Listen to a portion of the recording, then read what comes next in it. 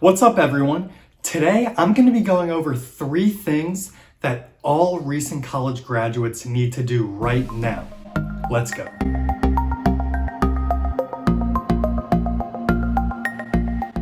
Alright, so I know being a recent college graduate can be sometimes stressful, trying to find a job, a place to live, possibly moving to a new city. On top of all of that, you also need to be thinking about your long-term goals and how you can save and invest your money in the short to long term. The 3 things I'm about to go over are things you can do right now. And in my opinion, these 3 things I'm about to share with you are 3 things that are necessary for anyone, especially if you just got out of college, just got your new job. So the first thing is a retirement account. I know you may be thinking, Nick, I'm 22, 23 years old. Why do I need a retirement account right now when I'm not going to retire for another 40 plus years? Well, retirement accounts work out the best when you start saving your money as soon as possible, because that money will be able to grow and grow over time. There are 2 different types of retirement accounts I'm going to go over, a 401k and an IRA.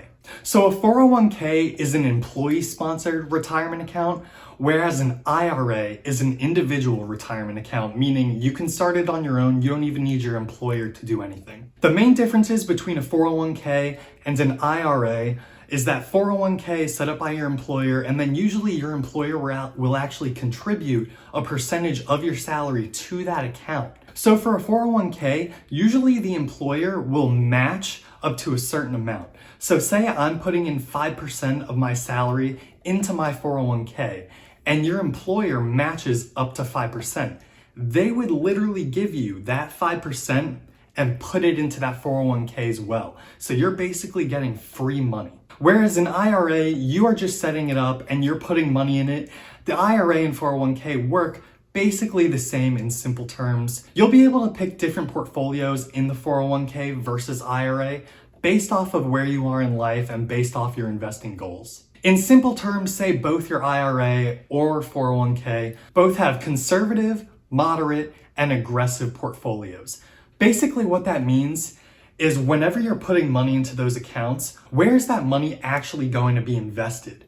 So if you're investing in an aggressive portfolio, most of your money will probably be going towards the stock market, in large US stock companies, maybe some small ones, but there's not a lot of those bonds and lower risk investments in those aggressive portfolios. Now on the opposite side, a conservative portfolio has more of those low risk investments where you usually don't see a lot of fluctuation up or down. It's kind of just coasting along at a good steady rate. Now, usually if you're younger and you're not even close to retirement age, you want to be in an aggressive portfolio because you can have more risk. Whereas if you're about to retire, usually you would want to be in a conservative portfolio so you don't lose all your money in the case of a recession or a large stock drop off, kind of what's happening now. So that's all I'm going to say about retirement accounts. I don't want this to be a super detailed video on retirement accounts. All you need to know is if your employer gives you a 401k, you should be investing in that 401k and at least up to the percentage that your employer matches. If your employer does not offer a 401k, or if you're unemployed at the moment,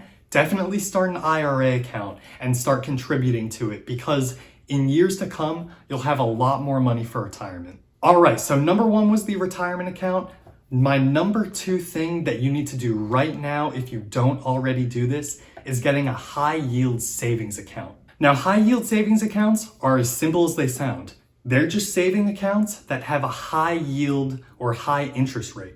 So your typical savings accounts from bigger banks, I was with USAA, and say you're with BB&T, Capital One, any of those larger banks, usually the savings accounts for those banks will have terrible interest rates. So say you're putting all of your savings into those accounts, the interest rates can be low as like 0.1%, 0.15%, maybe you'll get a 0.2% if you're lucky. These high yield savings accounts have upwards of 1.5 to 2.0% interest rates. Basically, if you're using your normal bank and your savings account has a really bad interest rate, you could be losing out on a lot of money. So this one's pretty simple. Move all or most of your savings into a high yield savings account. I personally use Discover, but there are a lot of other banks. I think American Express, Ally Bank, Barclays, they all have high yield savings accounts, which gets you up to a 2% interest rate. I'll actually show you how much of a difference this actually makes towards the end of the video. You'll be so surprised how much money you'll actually be missing out on. And this is completely free money. These accounts do not cost anything.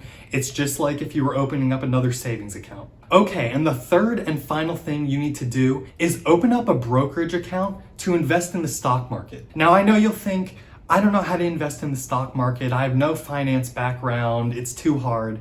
It's not. I have no finance background, and there are some pretty easy ways where you can invest in the stock market. And it's very simple, really no thought behind it. Now, I think it's smart for anyone to have a brokerage account to buy and sell stocks because it's a good short to mid-term investment. Whereas a retirement account is built towards the long term. A savings account is less risky. There's really no risk behind a savings account.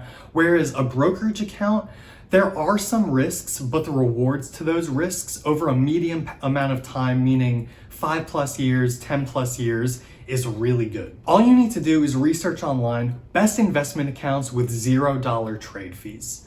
That means for any buys or sells you're doing, there's no trade fees on them, where in the past, this wasn't really a thing. You would usually have to pay per trade. I personally use Robinhood, but there are other platforms such as Charles Schwab, E-Trade, Ameritrade, and they all usually offer $0 trade fees. And what you wanna do when you start your brokerage account is invest in exchange traded funds or ETFs. These ETFs are basically indexes of larger pools of stocks. So for example, I'm invested in an S&P 500 index, and that takes 500 stocks, 500 popular stocks, and basically pools them all into one. So you're investing your money in all of those stocks, but for a small amount. So you don't actually have to go buy each of those 500 shares when you can just buy one share of the index of all of them. Now, the good thing about this is that there are ETFs for a lot of things. So I'm also invested in ETFs for high yield dividends, technology funds, and other things like that.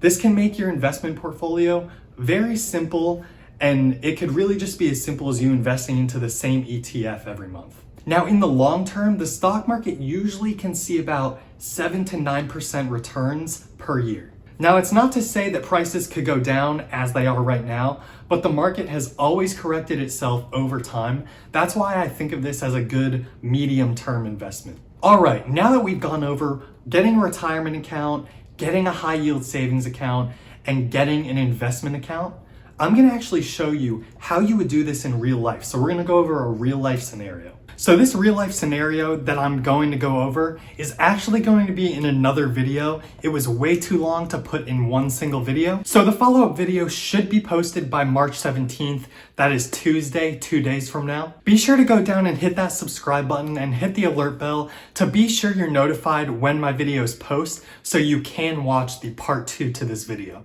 If you like this video, be sure to go down below and hit that like button. It definitely helps this video reach more people on YouTube, and it shows me that you guys have enjoyed the content.